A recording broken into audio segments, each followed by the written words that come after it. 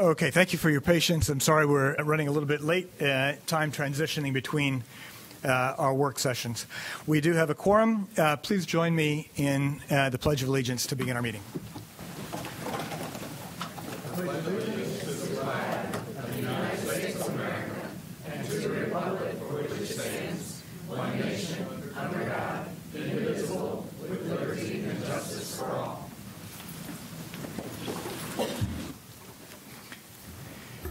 Okay, thank you. We'll begin our meeting with comments from Superintendent Moore. Good evening. There are many ways that our schools demonstrate our core belief one in our strategic plan that reads that every student is uniquely capable and deserves to be challenged and engaged in rigorous, relevant, and meaningful learning each day. A recent example comes from Millbrook Environmental Connections Magnet Elementary School. Their student eco-action team led a school-wide waste audit last week as a part of their mission to become a certified eco-school through Eco Schools USA and the National Wildlife Federation. Students, faculty, adult volunteers went from classroom to classroom, weighing a day's worth of waste. The school-wide total for the day was 82.94 pounds. Their next step will be to put the 4 C's into action: creativity, collaboration, communication, critical thinking, and develop an action plan to reduce waste. The team will then conduct another audit in June to measure the effectiveness of their plan. The Environmental Connections Magnet theme was just introduced 2 years ago at Millbrook and Lincoln Heights Elementary Schools. With nature as their laboratory, students are regularly asked to apply their learning towards solving environmental problems. It doesn't get much more real world than that. Even better, students get a chance to make a positive impact now as well as in the future. Next, I'd like to congratulate 2 outstanding teachers who recently claimed major awards. Seth Hardison, a visual design in career and technical education at Green Hope High School, was honored as one of the first recipients of the Governor's Educator Discovery Award. His winning application earned him $1,000 towards a professional development opportunity. He will attend Adobe Max, the creativity conference in Los Angeles, where he will learn more about visual design software and collaborate with developers, designers, and other educators from around the country. Congratulations also to Bethany Myers, Social Studies Department Chair at Moore Square Magnet Middle School, who recently won the statewide Dr. Tom and Betty Lawrence American History Teacher Award. Her application and essay won out over history teachers at all grade levels across North Carolina who teach about the American Revolution. As the state winner, she will go on to represent North Carolina in a national competition among American history teachers. These teachers are just 2 among thousands who demonstrate our third core belief that well-supported, highly effective, and dedicated principals, teachers, and staff are essential for success for all students. Finally, tonight, I want to add my own words of gratitude to those who helped celebrate our dedicated bus drivers last week during Love the Bus Week. With cheerful pep rallies, special breakfasts, heartfelt notes, students, parents, and staff found many ways to thank our bus drivers, not only for getting students to and from school safely, but also for being an encouraging presence in the life of each child. For so many of our students, our bus drivers are the first smiling face and last smiling face that we want them to see every single day. I encourage you to visit our WCPSS team Facebook and Twitter feeds or search WCPSS Loves the Bus to read tributes to just a few of our outstanding drivers. If you will please turn your attention to the monitors, our students will also tell you why our bus drivers are such an important part of their day.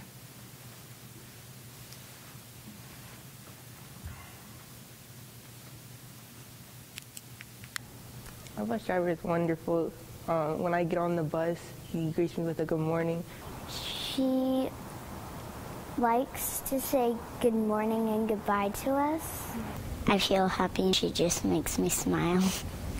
Bus drivers are a huge part of our school community. They play a huge role in our school community because they are the first face that so many of our students, I would say about half of our students, see in the morning when they get on the bus, and they're the last smiling face that they see when the students get off the bus.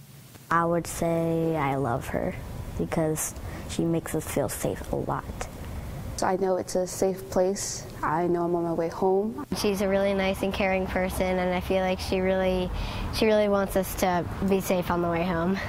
She helped me when I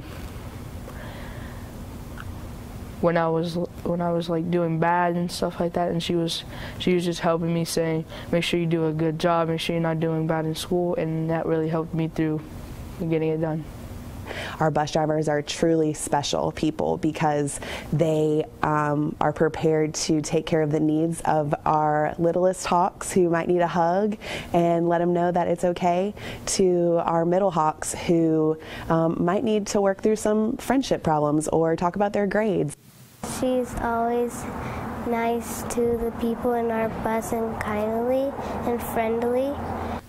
Makes me feel happy because it makes it knowing that someone cares. Our drivers are literally everything. We start and end every day with our wonderful bus drivers, their smiling faces, their willingness to help students, and here at Cary we're blessed because our drivers really go above and beyond on a daily basis.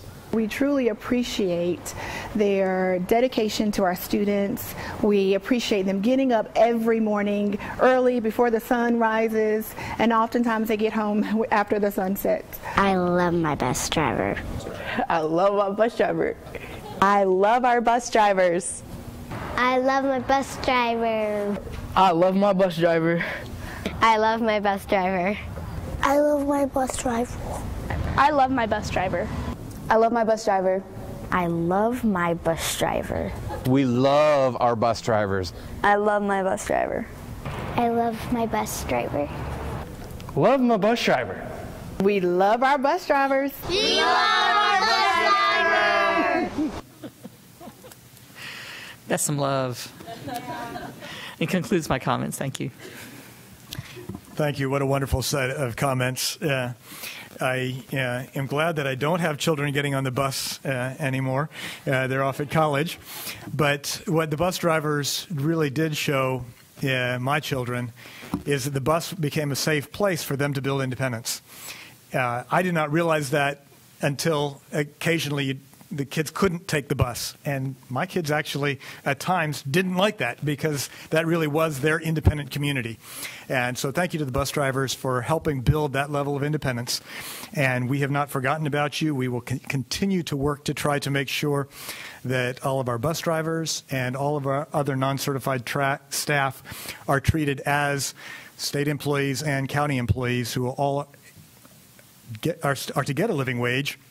Except that little asterisk right now, except Wake County except public school non-certified staff, and we're going to work hard to remove that asterisk. A couple other comments. I'd like to thank the many members of the community who reached out in response to our last meeting's announcement of the Black History Project. Respecting Our History, Building Our Future, where we're going to be documenting the history of all of the historically segregated schools in Wake County. Several dozen people have reached out to us online, giving us great information, great contacts. Please be patient with us. To do this right, it's going to take a little bit of time to get it organized. We want to make sure students have a real say and real ownership of the research process, so it's going to take a little bit of time to get everything organized, but I do want to just publicly say thank you to everyone who's reached out to us. We will be reaching out to you in time because this is a project that has been waiting for many years to happen, and I think is a really exciting opportunity. I also want to take a minute to publicly acknowledge the students and staff at Rand Road Elementary School. As people have seen in the news, there were some pretty intense racial incidents that happened at that school. And the students were empowered to stand up appropriately. The staff acted appropriately and immediately, and I think handled a situation that should never have happened incredibly well. And so I just want to publicly acknowledge from the board, we are very proud of students and staff at Rand Road for that kind of work. Thank you. Related to that, as a board, we get notification of lots of things that are going on that sometimes do and sometimes do not make the press. And I just want to, again, thank our staff for dealing with the many threats that come through, issues on social media where inappropriate things are being exchanged.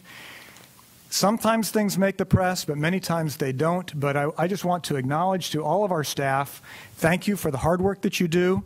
We're asking you to, not just see discipline as punishment, but discipline as redirection, because we want changes in behavior. And I want to acknowledge that we see that happening. And staff, keep up the good work. We see it and very much appreciate it. Finally, I'd like to acknowledge the very good and interesting Emerging Issues Forum that was held last week. The focus of this year's forum from the Institute of Emerging Issues was looking at rural versus urban issues. I and several of my colleagues that were there, I think we're all a little bit amused that we got the name badge that said urban. And yes, Wake County has a significant urban population, but Wake County has a significant rural population as well. And I think more effectively we would have been an urban/rural group, but we're often perceived as being urban. And I think it's really critical for both us as a school system and us as a community to recognize that we're both. And frankly, we need to be a both-and community. There are things that the urban sector of our community contributes, and there are things that our rural community contributes. And if we don't work together, both are weaker. So I'd like just to highlight that we, Wake County, are rural and urban. I'd say three takeaways that I heard from multiple speakers. If we're going to address the rural-urban challenges, we need to, number one, build connections. We need to care. And finally, we need to not just address problems, but we need to look at and address the root causes of the problems, because that's how we get systems change. So, thought it was a great forum. Glad I could again participate.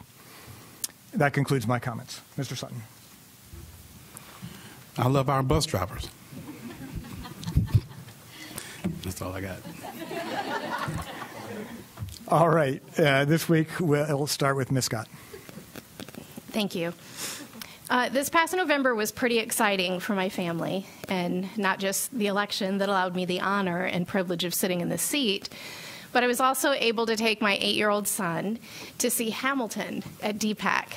Our families enjoyed the music for several years, and I absolutely loved the cheers from so many fellow audience members during the song Yorktown after Lafayette and Hamilton sang, "Immigrants, we get the job done." Those words and that reception resonate with me every day. Plyler v. Doe is the landmark case in which the U.S. Supreme Court held that it is unconstitutional for a state to deny students access to public elementary or secondary education based on their immigration status. On Twitter, I recently read that Durham Public Schools issued the following statement. The U.S. Supreme Court has ruled that young people of school age are entitled to attend public schools regardless of immigration status. All are welcome at Durham Public Schools. Our teachers and school administrators are here to support your child.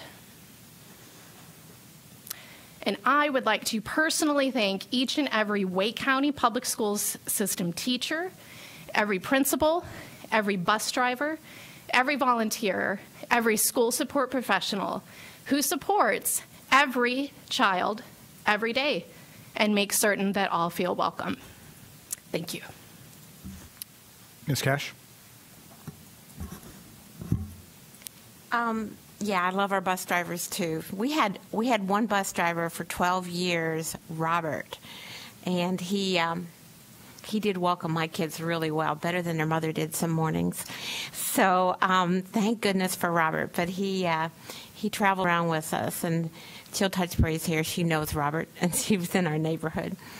I also want to mention that I got my Millbrook shirt here, but I didn't put it on, but I have it here with me. And Millbrook's done a really good job with boys basketball. And I went to a game. You were supposed to be at the game. I was there. You were there. I looked for you. Oh, my gosh. Okay. On the other side? Yeah, okay.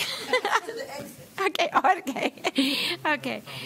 Well, we were both at the same game, Sanderson and Millbrook, and they won. Millbrook did win the conference, and they are now the #1 4A team in North Carolina, and also one of the 25 top schools in the nation for boys basketball.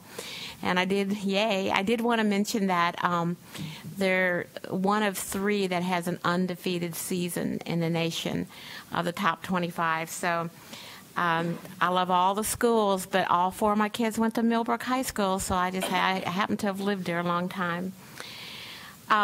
We had a really good BAC meeting, District 1 and 3 together, and it was well attended. The whole Wakefield High School Media Center was full, and we did it on our enrollment.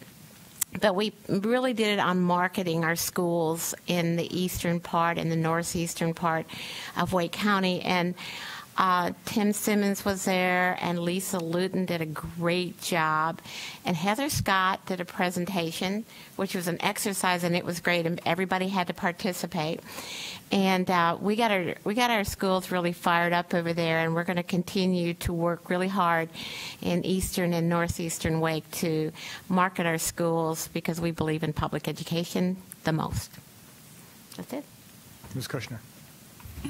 Wonderful. Thank you. I wanted to thank Jackie Craig and the Green Chair for giving me a wonderful backstage tour of their wonderful work supporting vulnerable families in our community. So thank you for all you do. Also went to the Emergent Issues Forum, and it was the one takeaway I had is when folks are trying to decide where to live, whether it's rural and urban, they look for a good place to raise children was the #1 indicator. And so I hope that we will continue as a system, as a community, to make sure Wake County is a great place to raise children. And one of the best ways to do that is for us to look through the eyes of other people's children and make sure that it's a great place for all children. Every child, every day. I like that theme, if we could keep that going.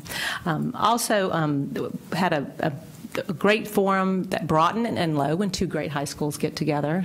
There's great basketball, but there's also great discussions. Enloe hosted with Broughton a panel discussion after watching the film Resilience, and talked about adverse childhood experiences as well as how we can build resilience in your community. We had a great panel, wonderful discussion and engagement from the community. So I wanted to thank Enloe and Broughton for inviting me to that.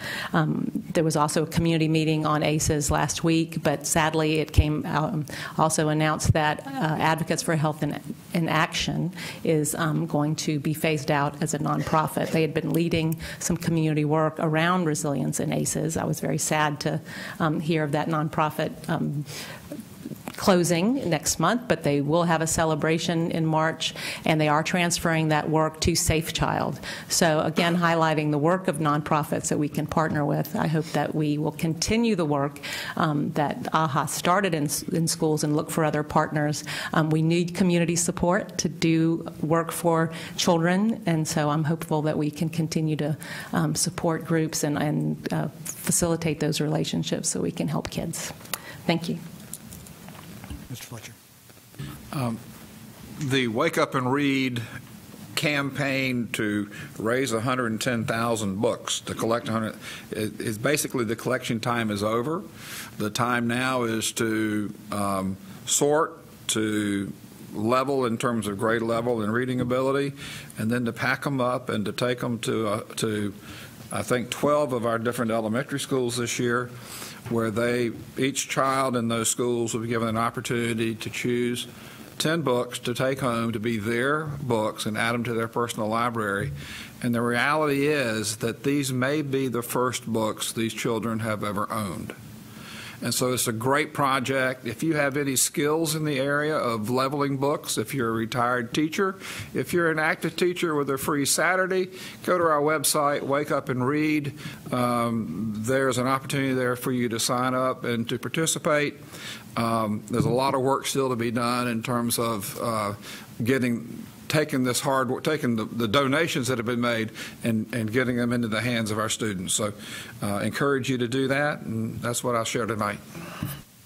Ms. Johnson-Hustler. Thank you. I will also be brief. I've spent my entire career advocating in one way, shape, or form for safe and just communities and climates for all people. So I tell people every day that I get the great opportunity to do the work that I consider my ministry. It's what I choose to do. And this school board is no different. And so, indeed, when we went to see Hamilton, it was the same shouts. I'm sure most people heard it. But it's resonating and ringing very true. I've talked about my 13-year-old daughter often, which she doesn't really like me to. But, I mean, she's not here and she's not watching, so it's fine. Nobody sent her the YouTube link. But I think it's important because I do have the great privilege to sit on this board and have a child in my home to remind me of what the climate looks like in school for our students. And so you hear us say this all the time, and you heard several board members say every child, every day. And, you know, my 13-year-old and I have been having a conversation of, does that really ring true for all students? And so the thing that I said to her, and is the thing I'll say here tonight, is what we're experiencing isn't a just and safe environment for all people. And I think the mayors who signed on to stand in solidarity against the ICE raids said it best: fear and terror harm everyone. And so I think regardless of where people stand and what they believe, it is important that we recognize that every single person is being impacted. My daughter, again, a 13-year-old, worried about the people that she knows and she loves. And it is my job to ensure her that I work every day to create a safe and just environment. And I mean my job as a parent to do that. And I think that's every parent's job. And right now, many parents can't say that to their kids because they don't know what might be next. And so for me, it is important to use this platform to remind the families, not my daughter, who do watch and pay attention to our board meetings that I absolutely do stand in solidarity with our brothers and sisters and recognize the importance that our schools are also safe havens. And no matter how trauma is impacted, the intent may not be for every student, but that's what the impact is to all of our students. And so so I want people to know, and I think you said it well, Ms. Scott, as well, that it is important, that is my hope, is that when our students get on that bus, they have a few hours out of the day, and our teachers that are in that building and our administrators, they have a few hours out of the day to know that that is a place that they can feel safe. And we will continue to do the hard work for just communities, as Dr. Martin spoke about the swift action at Rand Road. That is what I know all of our administrators hope and strive to do. And I think it's important they know that they have the support of the board. Thank you. Ms. Mahaffey. Well said. I feel like some weeks I come here and there's like one thing, and then now I have 3 pages. So I just want to say yes to what Ms. Scott and Ms. Johnson-Hostler said. On February 14th, I spent the evening listening to Wake County students sharing their concerns on student safety, specifically regarding gun violence. It was the 1-year anniversary of the Parkland shootings. And that fear is something that our students share with every day. You know, they have that worry, and this has been something that has been a part of a high schooler's concerns since April 20th, 1999. And it has not gone away yet. And I was very heartened to see how many of our state legislators came out to hear these students speak as well. That the day before, I was at Apex High School and got to see a little bit of their artwork. I'm big fan of the arts. My specialty is stick figures. But these students had created, as part of their Black History Month project, silk reens of different figures in history and also present day. Malcolm X, Representative Shirley Chisholm, with one of my favorite quotes of, "If they don't give you a seat at the table, bring a folding chair." J. Cole, and Marsha P. Johnson, who I was unfamiliar with but learned that she was the Black trans woman who actually started the Stonewall riots. And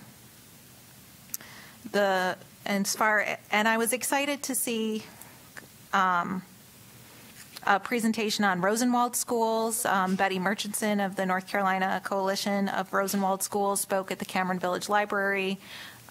We have a former Rosenwald school in District 8 and several others throughout the county. And going with our previous board meeting, it was just really interesting to hear how sometimes it's hard to find where these were located because all it says is Wake, and that's all we know.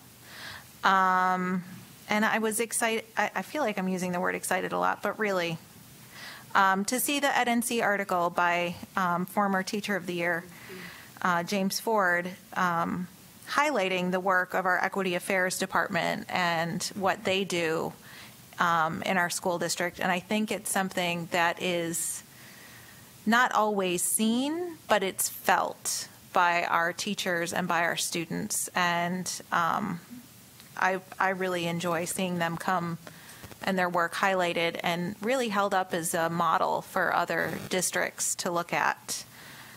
The Fuquay-Varina Chamber held an elected officials evening and recognized some educators during that time, including Ms. Maynor from Buckhorn Creek and Ms. Wynn from Fuquay-Varina Middle School. Hold on, I got 3 more. Lufkin Middle School underwent a beautiful renovation of their gymnasium. Many of my board members know that there is a structural pole in the middle of the gym, which has been a little bit problematic when it comes to hosting competitions. And it turns out that they now will be able to host basketball and volleyball games on their campus. The pole is still there. And also, yes, there you go. And also, thanks to a new sound system, their art performances will be able to be held in there as well. And we had 3 principals, Principal Enns of Fuquay High, Mr. Pittman of Holly Springs High School, and Mr. White of Apex Friendship, in the cold, in the rain, took a plunge in Harris Lake for the Special Olympics to raise funds for the Special Olympics of North Carolina. The videos are quite incredible and freezing. And finally, I would like to welcome the Green Level Gators, Principal Karen Summers and the AP went to Fort Fisher to an aquarium to make their mascot announcement. So they will be the Green Level Gators. And we also welcome the Alston Ridge Warriors, and their motto is Strength in Arms, ARMS Alston Ridge Middle School. I'm done. Mr. Haggerty. All right, so we will wrap it up. You know, I have to, it's apropos that during our bus driver safety awareness, I get a text here at the beginning of the meeting from my daughter, my 10-year-old daughter. We have a game we like to play where we track down the different license plates from different states. And so while I'm sitting here, she texts me, "Daddy, I saw a Wisconsin plate on the way home." Miss Angela yelled at her because she did not stop when we pulled up to my bus stop. She says she's going to turn her in. So thank you, Miss Angela, for keeping our school children safe from some of the reckless drivers out there on the road today. You know, when we talk about safety, I am the parent also of a middle schooler. And so I don't know about my colleagues, but I'm a basket of anxieties. I mean, every day. And they continue to come home and surprise me about just the wonderful things going on in their schools and the support they're getting in Wake County Public Schools. In my district, in District 7, we've had some hard conversations recently at our 2 middle schools about things that are common in middle schools across the country. But we have some really great programs addressing these that I wanted to mention. Leesville Road is doing a special, Leesville Road Middle School is holding a special event on February 28th, 6 to 8 p.m., designed for parents. Parents can bring their children. There'll be child-appropriate activities. But what parents and adults need to know about drugs and how to talk to children about drugs, how to recognize the symptoms of drugs. You know, for years, this country has had differing policies on how we address these issues, how we talk the issues. I grew up with Ronald Reagan or Nancy Reagan telling us just say no. I think we've moved beyond that to, I think, more comprehensive education, and I think that's a good thing. But what Leesville Road is doing and hosting these parent-oriented conferences, I think, are a good thing in our schools. Our schools, in their ability to reach out and use civic engagement to talk to parents, not just about academic issues, but about those social and emotional needs of our children, are very important. Parents are busy, and oftentimes we know what we know from our parents, but today's problems are different. And it's good to have resources that parents can turn to, and it's great that these are offered through the schools. In addition, you know, there's been an issue at our other middle school, Pine Hollow, with kids and electronic technology and what the trouble they can get involved in with cell phones, cell phone cameras, and the internet. And again, there are parents today that just don't know the extent of what their children are getting into. And so Pine Hollow has come out and I think effectively shown some leadership in addressing this program. And I was really excited to see, using your excitement again, that the school system is also coming in and will be looking to host some programs around the district specifically designed to talk to parents about what is on their children's phone, what sorts of things are out there, and the hazards and the harms that are there. So any parents who are listening, I encourage you, pick up your child's phone, look and see what's on that phone. You can have a good, honest conversation with them. They may not be happy about it, but you don't have to be the cool parent. You have to be the parent. And so, you know, schools, I'm heartened to see that our schools are engaged in these issues. Parents must be engaged as well, but I think together in partnership, we can really work to solve some of these issues. Thanks. Thank you. That concludes board member comments. Before we I ask for motion for approving tonight's meeting agenda, I would like to poll item 3.C, the legislative agenda and priorities. As we were working on that in work session, it's not quite ready to bring for vote. That'll come to our next board meeting. So that will be polled. With that polled, do I hear a motion to approve tonight's revised agenda? Move to approve tonight's agenda with the said correction. Second. We have a motion and a second. All those in favor, please signify by saying aye. Aye. Any opposed, same sign. The meeting agenda is approved. The first item on our agenda is to have an update from Wake Tech Community College. Dr. Gail Green, acting president of Wake Tech, is here. We're very pleased to have the partnership with Wake Tech and periodically get an update on what's going on. Gail, please. Thank you for this opportunity. Wake Tech is, of course, thrilled that both of our bonds passed with such high approval ratings. We're very grateful for the support of Wake County and the Wake County Public School System. So I'd just like to share a few highlights. One thing that's very encouraging to me is that for the 17-18 academic year, 30% of Wake County public high school graduates applied at Wake Tech, and 25% of them attended. Because we know for our students to be able to support their families, they're going to need to have at least some college. So this is a record for us, and I think that's a great trend. Another growing group is our career and college promise students. These are the ones that are dually enrolled in high school and college at the same time. And we are now serving over 1,000 of these students. And this is actually the fastest growing group at Wake Tech, are the dually enrolled students. So I think that's also an encouraging trend for those students who are ready to do that. Also, our Wake Early College of Health and Sciences is currently serving over 300 students and plans to increase to 400. And here are some really impressive statistics. 90% of the 2018 graduates earned either an associate's degree or a health science certificate. And it's predicted that for the 2019 graduates, 96% of them will either earn an associate's degree or a health sciences program certificate. So a very impressive results from that early college. We also have Vernon Malone and North Wake College and Career Academies. At Vernon Malone, students have the opportunity to earn Wake Tech certificates or industry credentials and also work towards AAS degrees. And it's all tuition free, so it's an amazing opportunity. And so over 200 students have graduated from Vernon Malone, and almost half of those continue to work on a degree at Wake Tech. The North Wake Academy in Wake Forest is the newest, and it's in its second year, and we'll have our first graduates this coming spring. And with our new president about to arrive, we will very quickly be ready to talk about either an early college or some similar option, even perhaps like an IBM P-Tech or whatever would serve your needs the best at our Research Triangle Park campus. So that is on our agenda.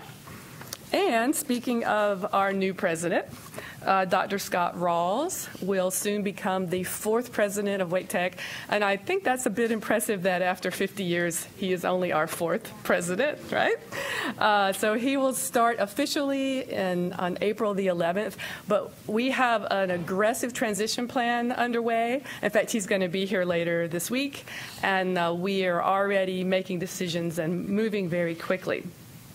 So Dr. Rawls is currently also still the president at Nova Community College. That's Northern Virginia Community College near Washington. And it is one of the largest and most diverse colleges in the country. But Dr. Rawls is coming back to North Carolina because we do community colleges better in North Carolina than any place in the country. That's his opinion as well as mine. Before going earlier in his career, he worked at both the U.S. Department of Labor and both the U.S. and North Carolina Departments of Commerce. And then the first time he worked for the North Carolina System Office, he was the Director of Economic Development and then the Vice President of Economic and Workforce Development.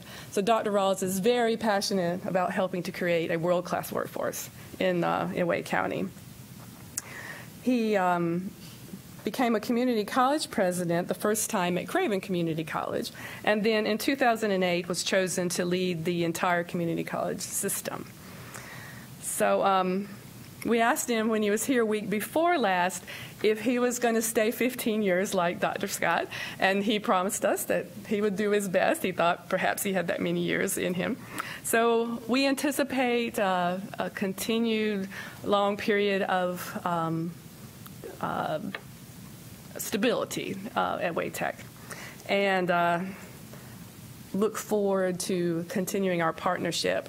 As I repeatedly say to business leaders and Chamber of Commerce members as they talk about the need for a qualified workforce, Wake Tech cannot help build that workforce without the pipeline coming from the public schools.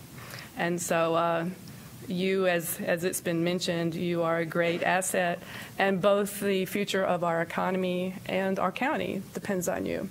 So we're very grateful for your support and all you do, including our bus drivers. So thank you. Thank you very much, Dr. Green, and we truly do value that partnership. Do any of my colleagues have comments? Just really quickly, Dr. Green, you had so much wonderful information in your report. I was just curious, could we get some of, like a written copy of some of that, or just some of the numbers at the beginning? Oh, sure. That'd be wonderful. Sure. All right, thank you. Any other comments? Thank you again. And as my colleagues know, later on the agenda, we have our responsibility to appoint board members, and we have an appointment to the Wake Tech Board coming before us tonight. All right, it's now time to move to the public comment. Citizens who sign up to address the board during the public comment will be called upon in priority order. No one has signed up for items on the agenda, so we'll only look at items off the agenda. Each individual speaker will be allowed 3 minutes for remarks. Specific personnel or student matters are not appropriate for this public comment setting, but may be addressed through applicable Wake County Public School System personnel policies, the grievance policy, or other applicable policies. And I will apologize if I pronounce names wrong, but we begin with America Jimenez.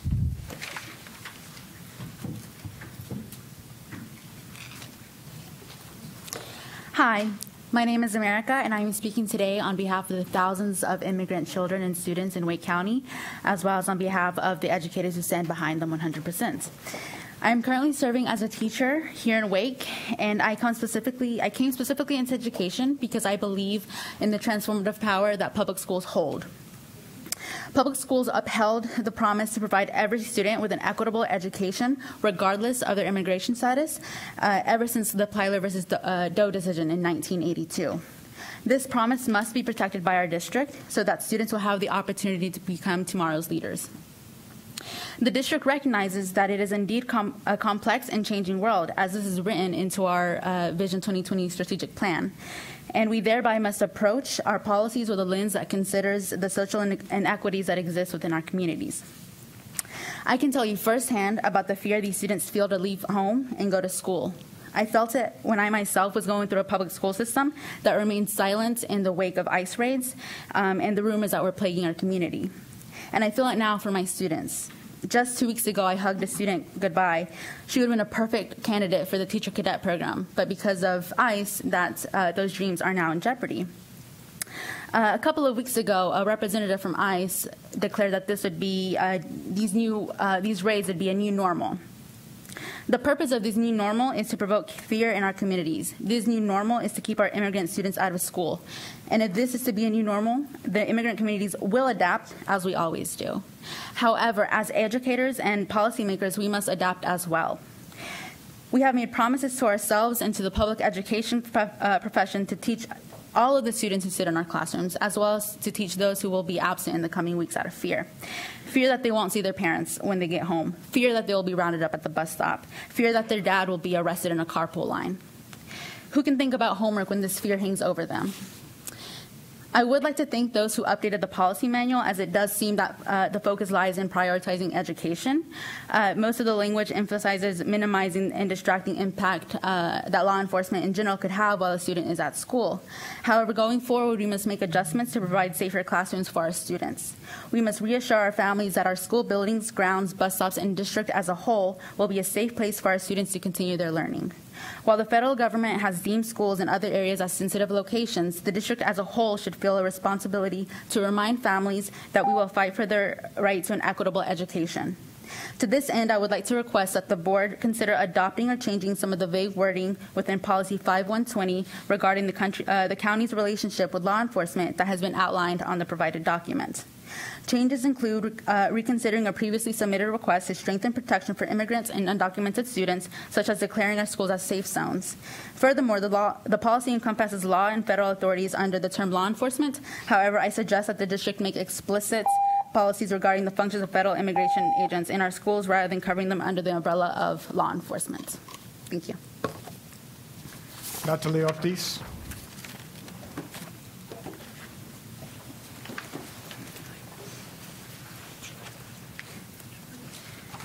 That was very well said, Ms. Jimenez. Good evening. Thank you for your time this evening. I have learned more about the Wake County public school system and the student assignment process in these last 6 months than I ever thought I would, and my first child hasn't even entered kindergarten. And the takeaway has been that it's complicated and it's difficult to make everyone happy, but I do just want to address some topics pertaining to the reassignment of Cameron Pond neighborhood on the south side of Carpenter Fire Station Road, along with some options that could bring about a happy compromise. In reference to the Safe Route Schools initiatives, we ask that you join us as the town of Cary hosts an information session on the major construction project that includes the widening of our road, Carpenter Fire Station Road, toward Highway 55. That will drastically interfere with commutes to Carpenter Elementary, where we've been reassigned to. And there is no other way to get to that school except to go through that months-long, maybe years-long project. However, if we were to stay at Mills Park schools or even at Alston Ridge Middle Schools, all schools, elementary and middle, it would not impact those commutes. That meeting actually is next Tuesday from 4 to 7 at Cross Point Church, adjacent to the Northwest Cary YMCA. During school assignment deliberations, we believe established neighborhoods need to be given preference over new neighborhoods that are located further away, where houses haven't even been built and families haven't even moved in. The numbers guessing game does not work, as we've all seen in the News and Observer article that stated that Wake County only grew by 42 students and not the projected nearly 2,000. Holding seats and unused classrooms in schools just waiting for these hypothetical students when there are students ready to go now is not the answer. The grandfathering rules should also be reassessed and extended to allow for the second graders and up from Cameron Pond to stay at Mills Park, as they will not impact the K-3 mandate, and the numbers of these students in our neighborhood are so few. As it stands right now, our neighborhood does not have a real traditional calendar options, as they are all capped.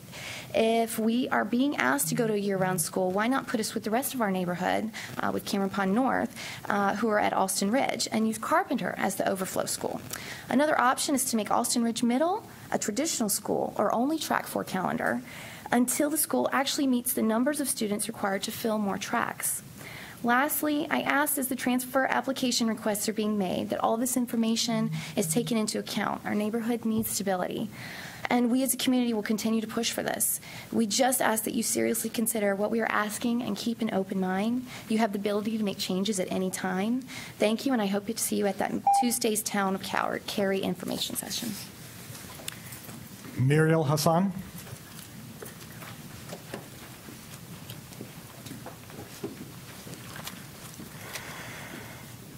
Hi, I'm here now because today marks a very sad day in my child's life, a day he will never forget for a long time, and a day he will always blame the unfair reassignment plan for.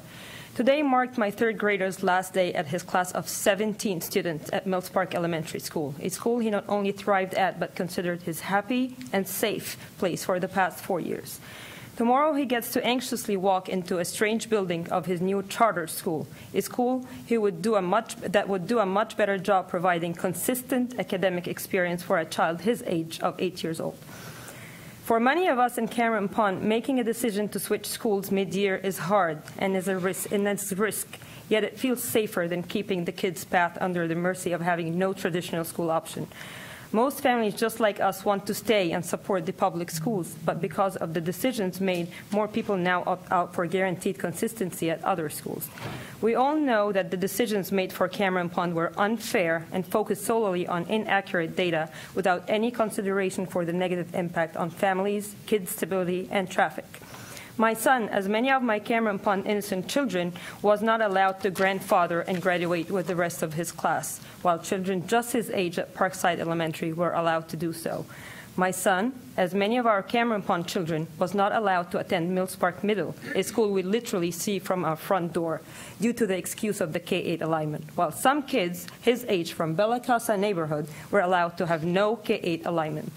The assignment office has confirmed that all traditional transfer requests will be denied, mainly because most available seats are reserved for future growth. What puzzles me here is that we are not future in this area. We are a present neighborhood that has gone not only through changing schools, but also changing calendars and lifestyles, and we deserve much more of your attention. Some of us don't have the luxury to be flexible with those changes that were forced upon us, and the least you can offer us is a solid and guaranteed traditional school option, yet you're choosing not to. And I'm here to say that for this board to make decisions that affect our kids, it should be considered a privilege and honor and responsibility. The success of this board shouldn't be measured by how many ribbons get cut or events attended. It should be measured by how many students' lives you've impacted positively. I invite you to log on some local Facebook groups and read yourself the level of frustration, confusion, heartache that your decisions have brought into thousands of families and kids, including mine, not just in Cameron Pond, but in West Cary in general. It is very unusual that the kids have to change schools multiple times. And lastly, I hope you reconsider and fix the situation for Cameron Pond by offering a viable traditional school option. We have done nothing to deserve such an unfair treatment and agony that you brought into our life just to please the new developments. Thank you so much. Amy Holcomb.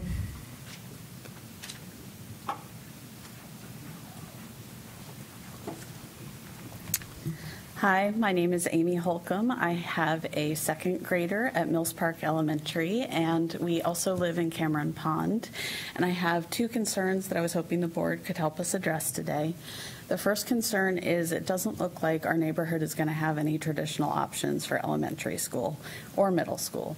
You know, I'm most concerned with elementary school, but we have two options that are in the system listed, and one was given to us in fall, and that's White Oak Elementary. And we found out on Friday, a school administrator told us that, or a senior administrator told us that it's very likely that both of our transfer options are not going to be transfer options for us. So if White Oak Elementary is going to be closed for transfer, Green Hope Elementary is already closed for transfer, that kind of leaves us without any options. So if that's going to be the case, we'd like to request maybe extending grandfathering at Mills Park Elementary as an option. We've gone door to door to check the numbers of kids in Cameron Pond who go to Mills Park Elementary, and we're looking at a maximum of 66 students. So we've gone door to door, we've done the numbers. It's a pretty low impact with a pretty high impact for those kids to be able to stay with their friends. The other thing that we've noted, and some of my neighbors noted as well, is that other neighborhoods with a similar impact are given the option to grandfather to exit. So we're just looking for that similar sort of situation for our neighborhood. Our second topic or area of concern that I'd like for you all to consider is the construction and ongoing road development that's happening that's really going to make it difficult for us to get from Cameron Pond to Carpenter Elementary. So the Carpenter Fire Station Road bridge and intersection improvements are underway. They are keeping us from going the direct way to Carpenter and forcing us to turn left from 55 into Carpenter across a 4-lane road. Those are not scheduled to complete until 2022. At that time, the construction for the Carpenter Fire Station Road widening will begin right behind our neighborhood, making it difficult for us to get from our neighborhood to 55.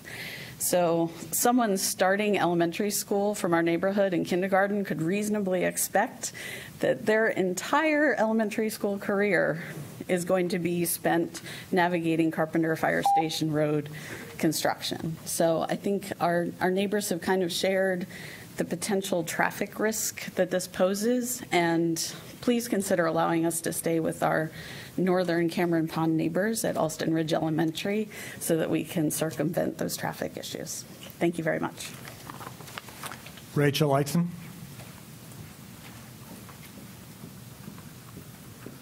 Good evening.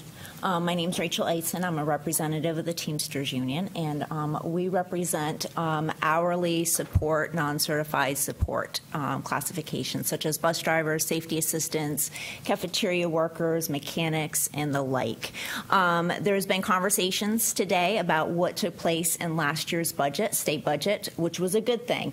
The state minimum wage was raised to $15 an hour for state employees. However, that did not include local school district employees, which are state employees. And so our union, that's our #1 legislative agenda. We're working to change that. We met with Governor Cooper right after the first of the year to request that he put that in his budget proposal. We have met with Representative Moore. We have met with Senator Berger. We're meeting actively with budget writers to talk about this inequity. And we're basically putting on a campaign for pay equity with state employees. I would say that this is something that has happened before. It happened in 2005 when there was a minimum pay put in place for state employees and non-certified support personnel were left out of that budget. Our union went and worked with Governor Easley at the time to get that included in his budget proposal in 2006 and get it eventually adopted. So this is something that can be done. It's very feasible. It has been done. There's no reason why a custodian at the Department of Public Instruction should make $15 an hour, but a custodian that's cleaning a high school shouldn't make a minimum of $15 an hour. So I'm here tonight. I appreciate our working relationship with the school districts. I appreciate all of your support. I appreciate the conversations that have taken place regarding this. I appreciate that you're putting this on your legislative agenda. I'm asking just for you to continue to talk. When you're talking to legislators, we're asking all school districts to join with us on this. Legislators need to hear from school districts, from school board members, from administrators, from superintendents, that this is a priority for you guys, and you want to see this in the state budget. And I think by us working together, we can make this happen. So thank you. Danica Lee.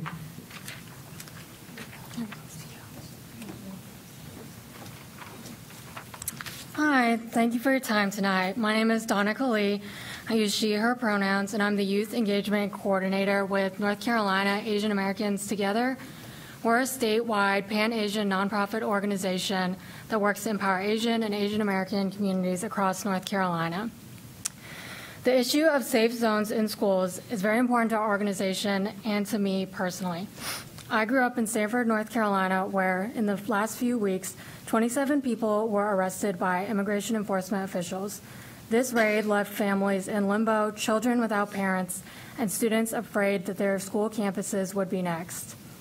This news from my hometown still fills me with dread to think of the people who are still suffering and affected. I cannot even begin to imagine the constant fear that these racially and culturally discriminatory raids across our state are seeding in our communities and in our youth. To paint a picture of the Asian and Asian American population in North Carolina, between 2000 and 2016, North Carolina's Asian and Asian American population grew by 144%, the fastest rate among the southern states and the second fastest in the country. In 2015, about 16.3 of 184,000 Asian immigrants in North Carolina were undocumented. That's about 30,000 people of diverse cultural and ethnic backgrounds. Nationally, about 1 out of every 7 Asian immigrants is undocumented. At the beginning of this year, we witnessed mass Southeast Asian refugee and immigrant deportations across the country. Hundreds of Southeast Asian American refugees are in danger of being deported this year, and more than 16,000 have received final orders of deportation, despite most refugees being lawful permanent residents. It is becoming increasingly clear that now is the time for all levels of leadership and policy to take action to support all of North Carolina's young people, regardless of immigration status. No one in this country should be afraid to pursue their right to an education. North Carolina Asian Americans Together and I urge you to put the Safe Zone resolution and policy into effect immediately. This is a crucial step towards protecting your most vulnerable students, their education, their well-being, and their future. Thank you. Letha Mohammed. Good afternoon. As y'all can see, I'm not Letha Mohammed. She unfortunately could not be here, so my name is Tavon Bridges. So I'll be speaking in her place. Over the last 2 weeks, we've had 200 folks rounded up by ICE, and as other youth educators, I've been working with young people for the last 6 years during the summer and throughout the year. It's been some of the most enriching work that I've ever done. They've motivated me to do so many things in life that I never thought I could do, and hopefully I've done something for them to change and impact their lives. With that said, it's also been the last 2 weeks and couple of years have been very painful working with young people, hearing the stories of them having to choose whether they go to the store or they go to school to minimize the amount of times that their parents go out of the house, being in fear and trying to study for finals and tests and things like that, but living in fear and wondering if their parents will be home when they come home, if their parents can come pick them up. It's just been a very troubling time, and I think with the amount of different politicians coming out with letters and statements against ICE, especially with their press conference basically saying because of community impact and because of Gerald Baker getting rid of the 287G plan, that this is why the ICE will be ramping up their activities in North Carolina. I think that if we as a community and we as political affiliates can say that we don't like what's happening with ICE and we don't like what it's doing to our community, I think that we should together, firstly with the school board, making explicit policies, making it safe, and making it explicit that young people, parents, and other students will feel safe in schools, and also that we can pushing y'all to join the movement of getting ICE out of North Carolina. Thank you. Fernando Martinez. Thank you. Fernando Martinez, longtime resident of Raleigh, North Carolina. Superintendent Moore, and board members, thank you for the opportunity. I haven't been here in a while,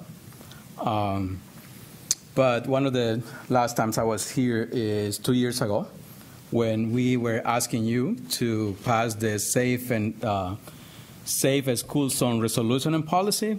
We even had a community meeting. We invite you to hear the stories of our families, immigrant families, who were going through fear and repression on behalf of this new government that we have in this country.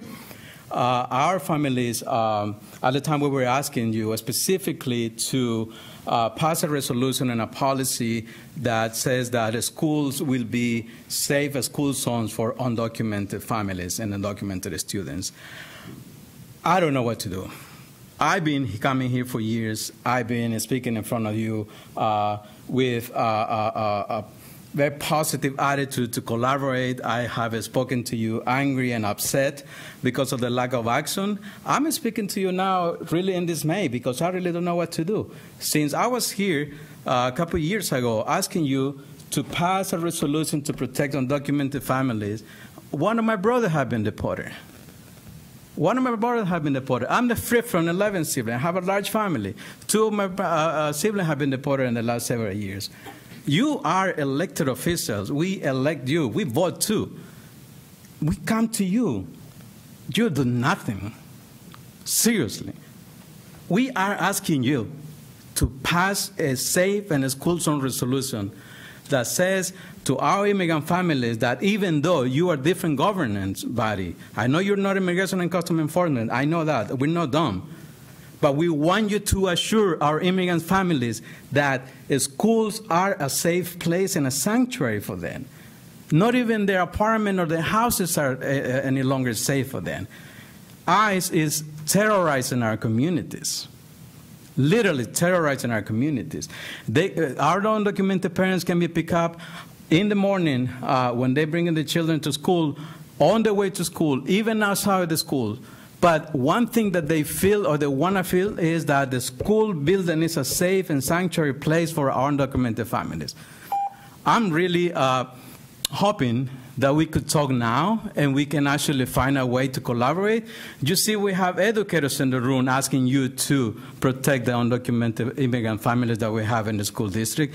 We have people returning here for several years. We have parents, we have students. I just literally don't know what to do. I hear great things from some of you about Hamilton and how this wonderful transformational experience, but can we translate that into a policy that protects the students?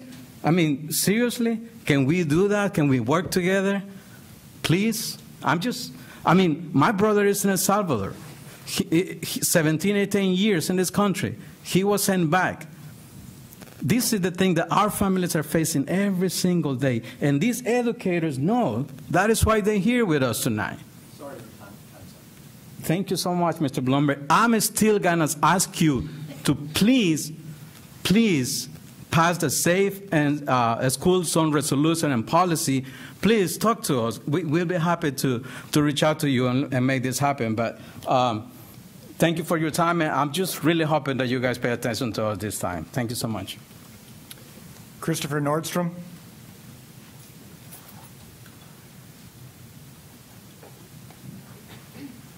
Hello. Thank you for having me. Chris Nordstrom from the North Carolina Justice Center. And just speaking this evening to add our institutional support for a safe school zone resolution and any related changes to school policy necessary to make sure that our schools in Wake County offer a safe and welcoming learning environment for all students regardless of their immigration status.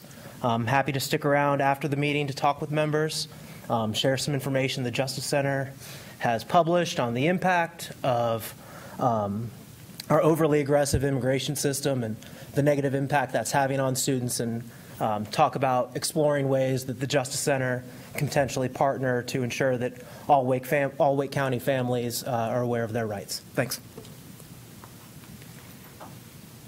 Mariah Sheikh.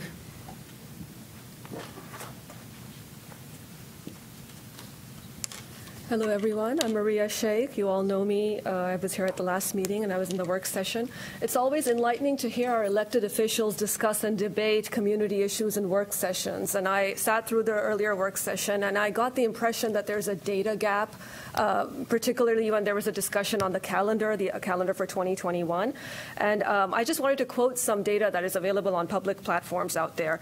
There are approximately 900,000 residents in Wake County. 46% of these people identify themselves with a particular religion. 10,000 of these are Muslims. There was a comment made about absenteeism and attendance records in the past on days of Eid. I'm a data analyst by profession. Business analytics, business intelligence is my forte, and I would be happy to look at Wake County Public School System archives on absenteeism and tell you the trends and the spikes that have occurred on the days of Eid. But the question is, why should students have to choose between faith and school? Students that represent such a growing and thriving segment of the population.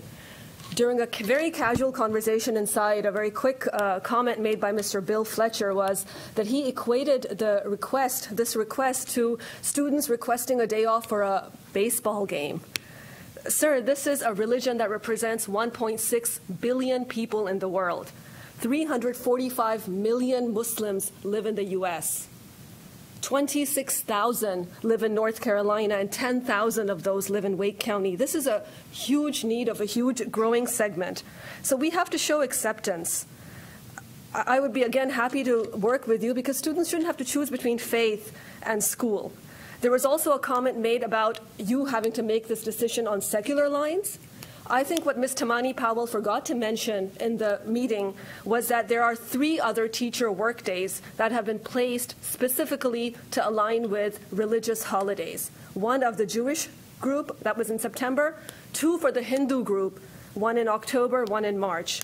If you do choose to make a decision to revisit May 13, 2021 for Eid, then we expect you to revisit other teacher workdays that are there too. We welcome those teacher workdays because these are growing and thriving segments of the Wake County population, just like Muslims are. But if you do choose to revisit May 13th, there are other teacher workdays that need to be looked at as well.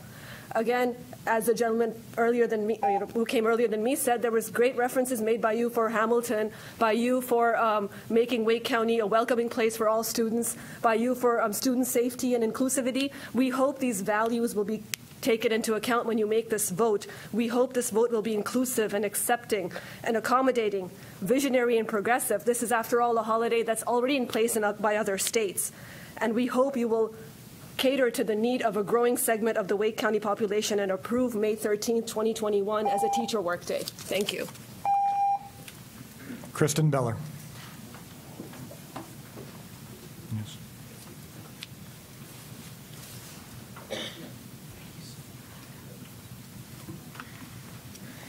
Good evening, Superintendent Moore and members of the board.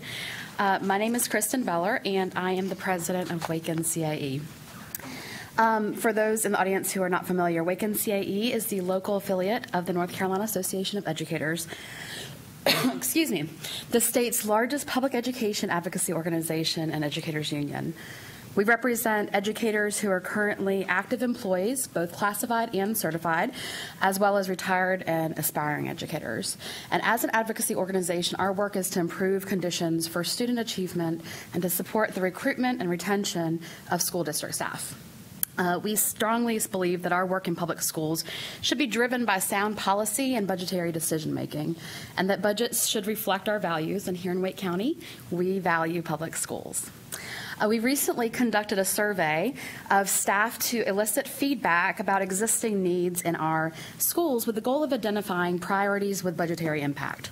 The priorities that emerged clearly reflected the need to protect planning time, increase the number of professionals working with students in buildings, invest in instructional resources, and provide healthier school buildings and work sites.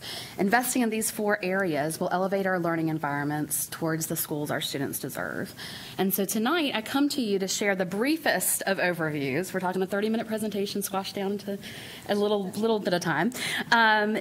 And our recommendations. And so what we have found as we read, analyzed, and coded thousands of comments was that in addition to the 4 priorities that I've already mentioned, there were underlying issues that wove many of these needs together. And it's important to bring these to you because many of them align with things that are on your legislative agenda. The most immediate of these was the increasing class size issue. While K-3 class sizes have begun to be protected, the number of students in grades 4 through 12 have continued to increase. And the restriction on how classroom teachers are allocated without funds provided for additional classrooms, materials, or personnel has had an impact on the issues that emerged from our survey. Educators are struggling to find an adequate amount of time during the day to prepare for and respond to student learning. They struggle to find enough materials to share across these larger class sizes or the time to spend individually with students to build the relationships that nurture a strong classroom culture. They spend additional time planning for how to change instructional practices to accomplish their learning goals with the least possible impact on student learning. But we've been making cuts for far too long, and every single one affects students directly. And the result of that shows in the morale of our staff as they continue to feel as though they're not able to do their best with the time, space, or materials that they're provided with. And as a community, we must accept our responsibility at both the state and the local level to show strength in making decisions about budgets that we support and to create the conditions that allow our educators to set our students up for success. There are many folks who are not responsible for planning lessons, but absolutely support our students and play very significant roles in their daily lives and learning.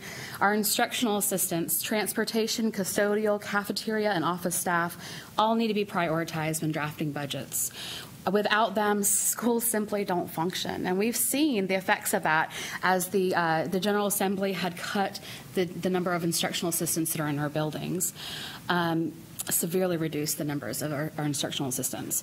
And we are recommending to the General Assembly that they prioritize raising the salaries of all classified staff to meet the minimum of $15 an hour that all other state employees received.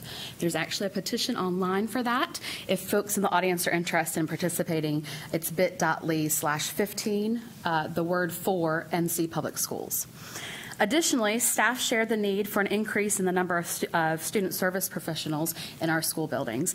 North Carolina drastically underfunds school nurses, social workers, psychologists, and counselors, leaving our students in Wake County and North Carolina, other North Carolina districts, served by about 3 times less than the recommended number of professionals at the national level. And so we continue as educators to experience an increase in social, emotional, and medical needs for our students, while the number of professional staff dedicated to those specific needs remains stretched across multiple school communities. And our county, we believe, can lead the way in funding these professionals who are vitally important to student growth, development, and health. Finally, our schools have to be safe and healthy in order to house safe and healthy students and staff. We have many buildings in need of renovation. As students and staff experience various conditions of old buildings without adequate resources dedicated to the consistent and daily cleaning and maintenance, this absolutely has an impact on overall health and well-being of all people working in our buildings.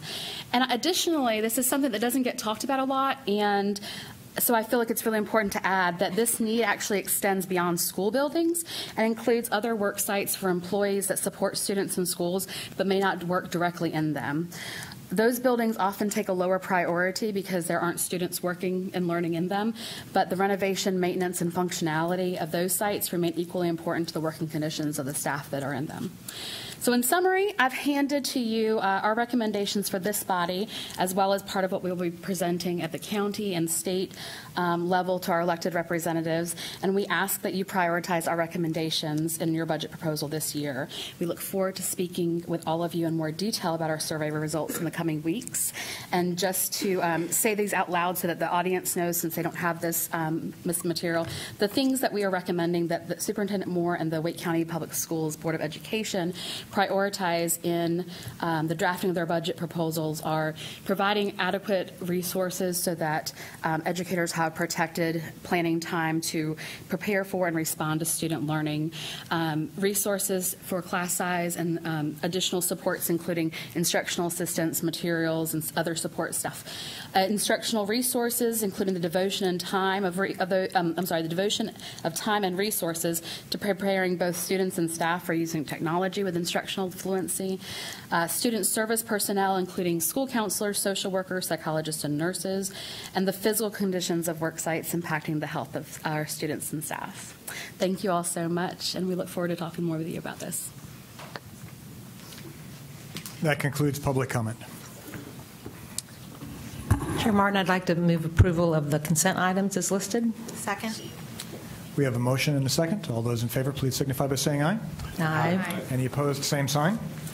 The consent agenda is passed.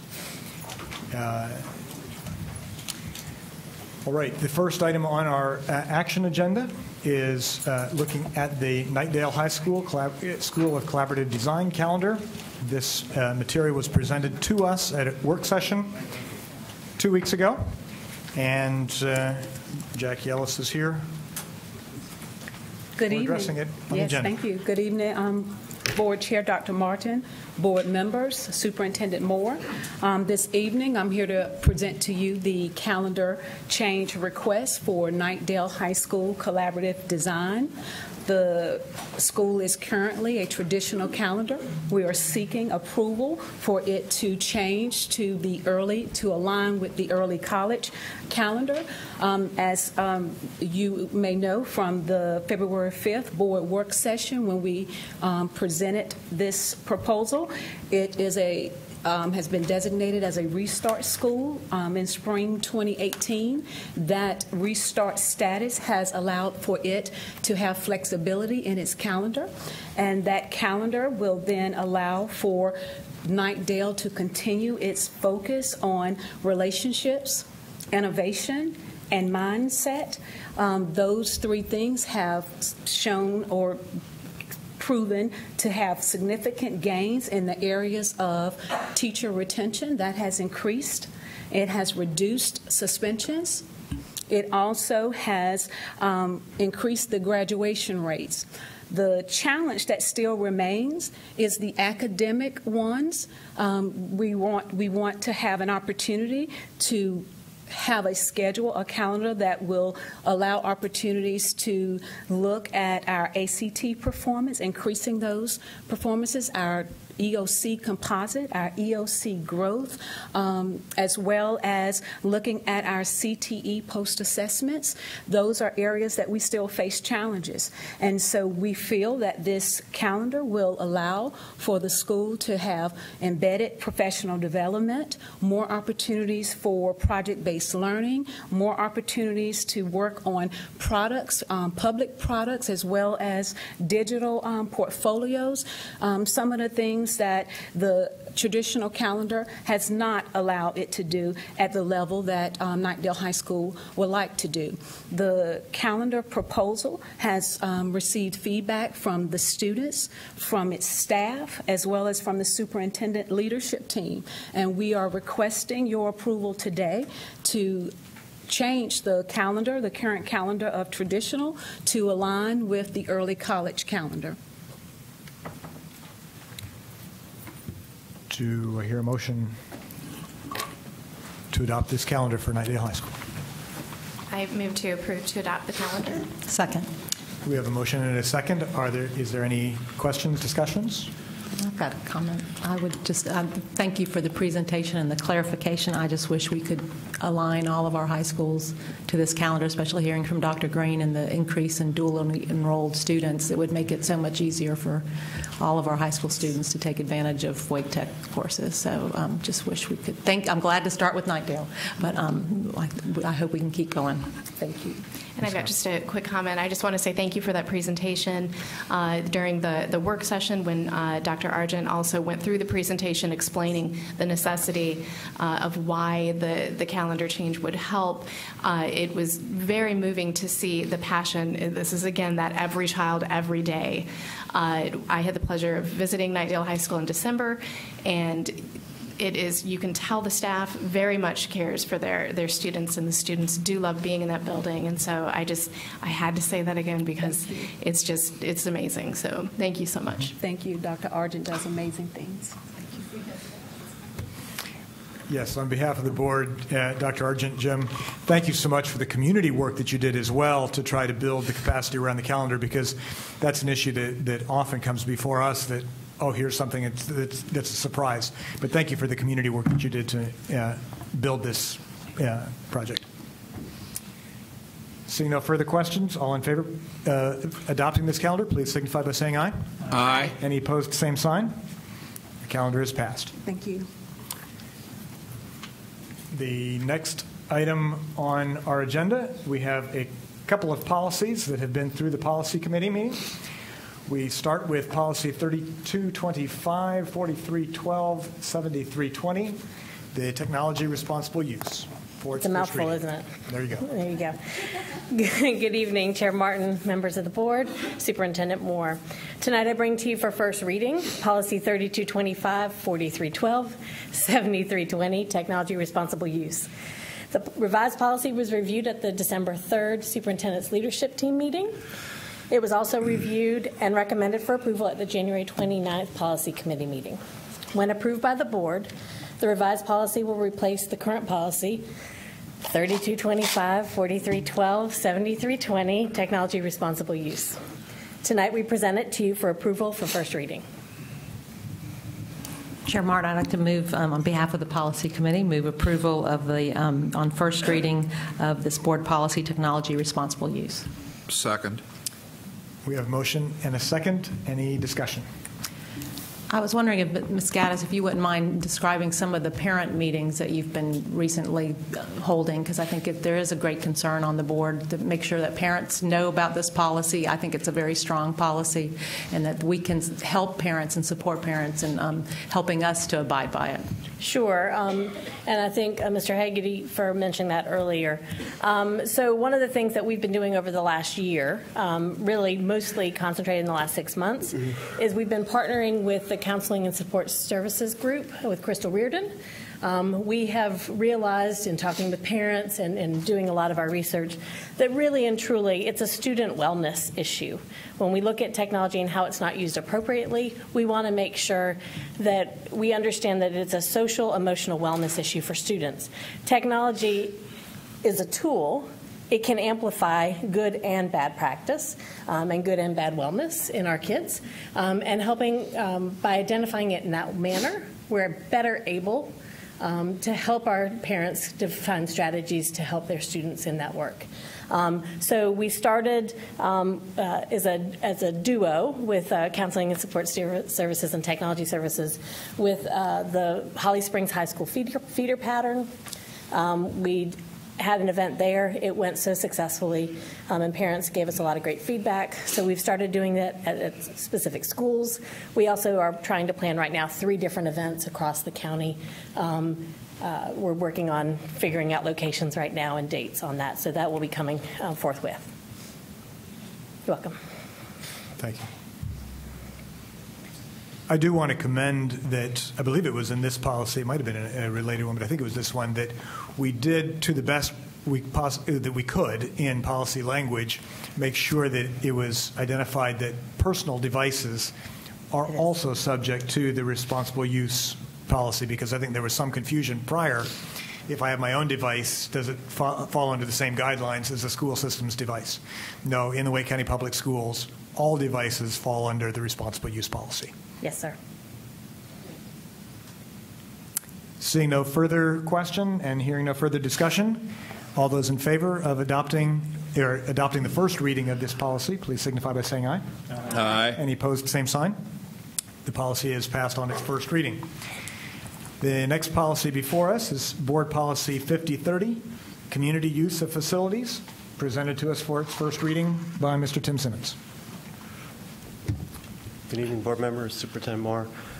Policy 5030, Community Use of Facilities, is a new policy. It is part of the policy migration project. It was reviewed at the January 7th Senior Leadership Team meeting, as well as reviewed and approved at the January 29th Policy Committee meeting. This would replace current policies 7400, Community Use of School Facilities, and 7410, which is classification, fee schedule, procedures, and guidelines for facility use. And board approval is requested.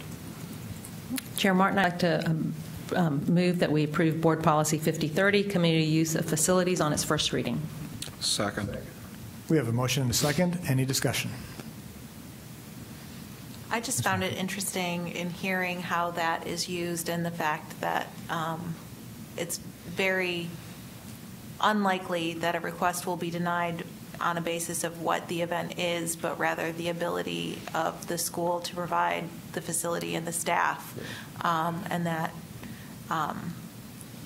there are many different priorities listed, and I think the policy for me is very clearly stated. I know we have some Girl Scout troops that might feel a little differently about it, but we'll get there. Ms. Cash.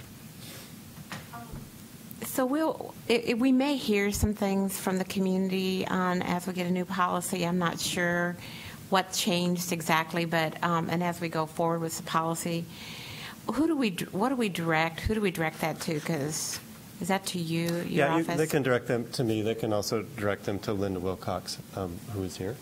Okay, and so either one of us can. So we can expect. We're pretty much in the weeds on the policy and be happy to answer any questions. So we'll expect good feedback. I mean, because community use of our facilities, community partnerships is a big part of what I'm all about, and so I want to be sure it's a happy. And as we discussed, a lot of the policy changes here are to bring in to align current practices with policy, because it had been so long since it was last changed. Thanks. Seeing no further question or comment, all those in favor of adopting this policy on first reading, please signify by saying aye. Aye. Any opposed, same sign. The first reading is passed. The next item on our agenda is the appointment to the Wake County Wake Technical Community College Board of Trustees.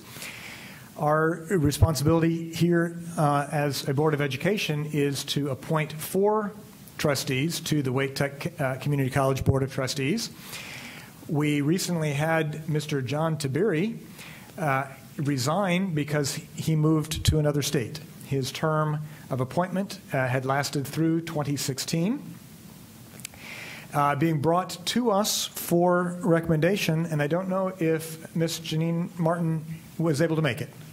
Sorry, we did not know to invite her. I'm sure she would have been glad to be here. Sorry for that miscommunication. Ms. Janine Martin has been recommended to us to be approved to become a member of the Wake Tech Board of Trustees. Ms. Martin is the Senior Vice President of Human Resources and Chief of People Officer at Wake Med. You have her resume in the assembly documentation. This recommendation has been given to us. I believe for appointment, we need a motion to accept the recommendation. Is that true, Mr. Bloomberg? And then we'll vote on it. Do we hear a motion to that effect? I move to accept the recommendation of Ms. Janine Martin to replace the remaining term of Mr. Tabiri. And I believe this is more than just, no, this is just the remaining term, is it not? I believe so. Through June 30th. Okay, to 2020. So we have a motion? We have a motion and a second. Mr. Chair. Yes. So just for purposes of transparency and instruction, you said the nominee was recommended. and I've looked at her resume. I have no doubt she'll make a fine trustee, but who recommended her? Somebody might be able to give me a little more information on that. My understanding is the recommendations generally come from the chair of the Board of Trustees from Wake Tech. Yes, sir, that's my understanding too. Not always. In this situation, we didn't have anyone on the board representing healthcare, and especially with our bond referendum and building a healthcare building, and our long partnership with WakeMed, and the fact that one of our campuses is contiguous. I'm so sorry. That I feel like having someone representing healthcare was the major driver. So this came from the chair or the board? Tom Looney, the chair of our Board of Trustees. Okay, thank you. We tend to be listen to the community, and I mean, obviously, if there are issues, we're absolutely appropriate to raise question or whatnot. And this Dr. Martin is no relation to this Dr. Martin. She's not a Dr. Martin, but her email address is J Martin, so I can't really object, can I? Okay, thank you. Not that we're aware of. No relation that I'm aware of. All right, we have a motion and a second. All those in favor, please signify by saying aye. Aye. Any opposed, same sign. Thank you. The nomination has been approved. Thank you so much.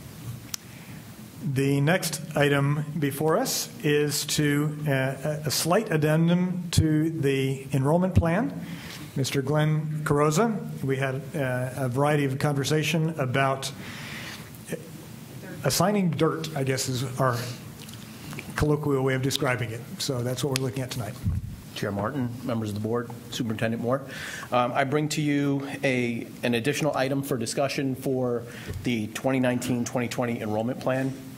I just want to clarify, the plan that you voted on and approved in November, this does not make any changes to that plan, nor does it make any changes to the additional items that you voted on and approved in December as well. It kind of falls in line with the work that you've done in December with Mills Park Middle School and Oakview Elementary.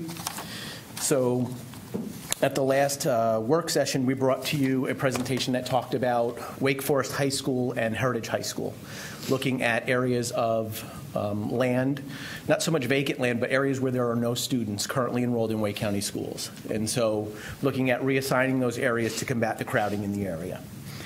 If you look at slide 3, this is Heritage High School. You can see the high school base attendance areas. Oh, and I just want to remind everyone that these materials are online for everyone. We just don't have the ability to present them on the screens here. So this is Heritage High School. The area in blue is the area that we're focusing on here. So it's currently assigned to Heritage High School. The elementary is Rollsville Elementary. The middle school is Wake Forest Middle School. And so we are just going to propose that just a high school change for this particular area. At our last work session, you had asked us to look at elementary and middle school feeder patterns as well. We could recommend Rollsville Middle School, which would be a little bit, which has more availability in seats at the school, but staff didn't really want to recommend that because when you go from a traditional elementary, then it would be putting them to a year-round middle school and then to a traditional high school. And in conversations that we have had with you over time, you don't really prefer to do that. So that's why we are proposing just a high school change for this particular move. Okay? Do you have any questions regarding this particular move?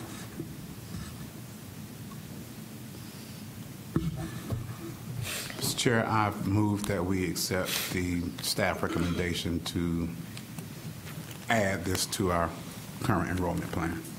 Do we want to wait till we... Do we want to do them one at a time? I think we'll do them together. So let's go ahead and have Mr. Carrozza present the second, and then we'll have a joint motion. So the next slide, slide 4, is Wake Forest High School.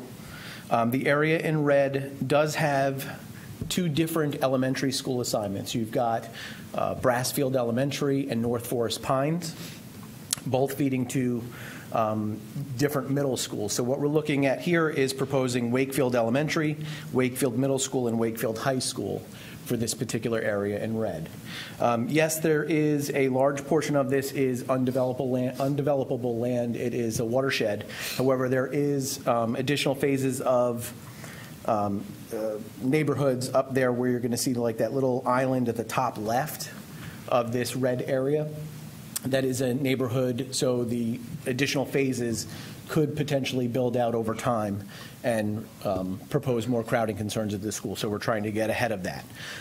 We feel like Wakefield Elementary, Wakefield Middle School, and Wakefield High School would be a good assignment for the particular students in this area, as well as looking at long-term through future assignment plans. Do we need to review this particular area with all what's going on in the area and trying to balance the schools in that area? So this is just, I think, a stepping stone to further conversations.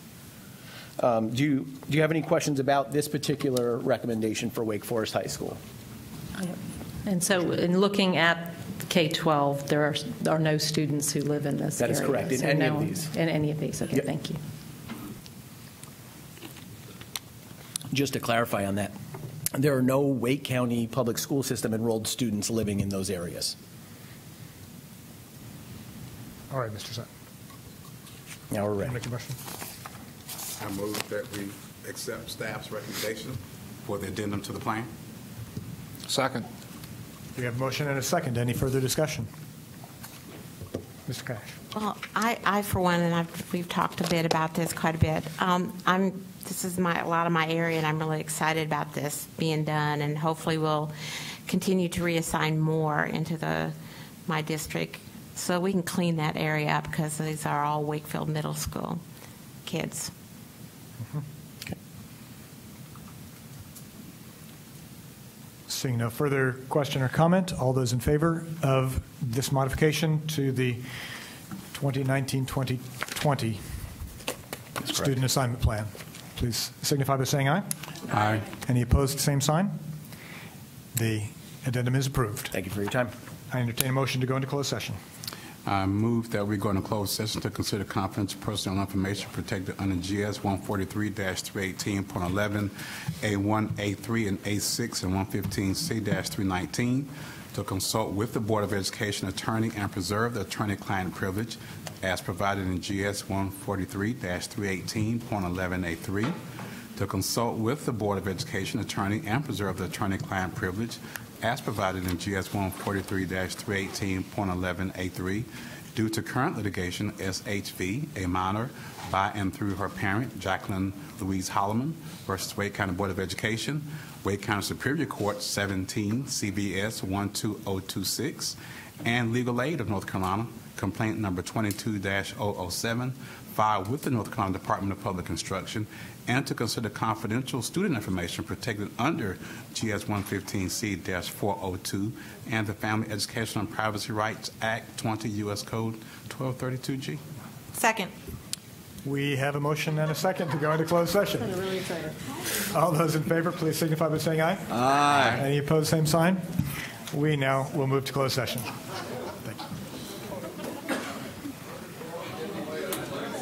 How's it going? Yeah.